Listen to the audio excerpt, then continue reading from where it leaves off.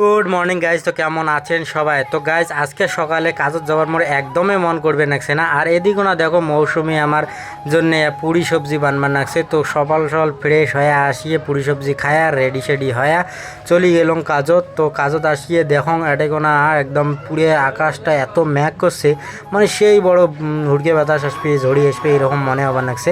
তো যাই হোক স্টোরের চ্যাংড়াগুলো সবগুলো একলা একলা পালবার নাকছে। তো মুই ভাববে নাকছো আসছো যখন তো অর্ডার মারো। তো দেখতে দেখতে আমার প্রথম অর্ডার দিয়ে দিল। আর প্রথম অর্ডারটা নেওয়াতে তারপরে দেখো এমন ঝড়ি শুরু হয়ে গেল কি আর কম, রেইনকোট ফটাবার পিন দিয়ে চলে আসলাম আমি কাস্টমারের ঘর। অর্ডারটা যেমন তেমন করে দিয়ে স্টোর আসি দেখো সবগুলো চাংড়া একটে এরকম পালা হয়েছে। আর এদিকে না দেখো অল্প না ঝড়ি হওয়াতে পুরে শহর যেন ডুবং ডুবং অবস্থা। তারপর এটা কোনো দেখো ক্ষীর বাটপের নাকছে। তো টকরি মুইও এখন ক্ষীর নিনুং নিয়ে খাইয়া দেখুন সেই টেস্ট। তারপর দেখো মোর একটা ক্লিনিংয়ের কাজ আসছে। তো ড্যাডে আছে ডাবল বেড দুখেন আর আছে সোফা 8 সিটের।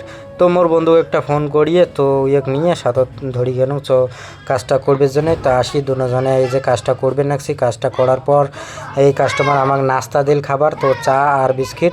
তো এই চা বিস্কিট খাইয়া দেয় চলি আসলাম মই রুমের উদ্দেশ্যে।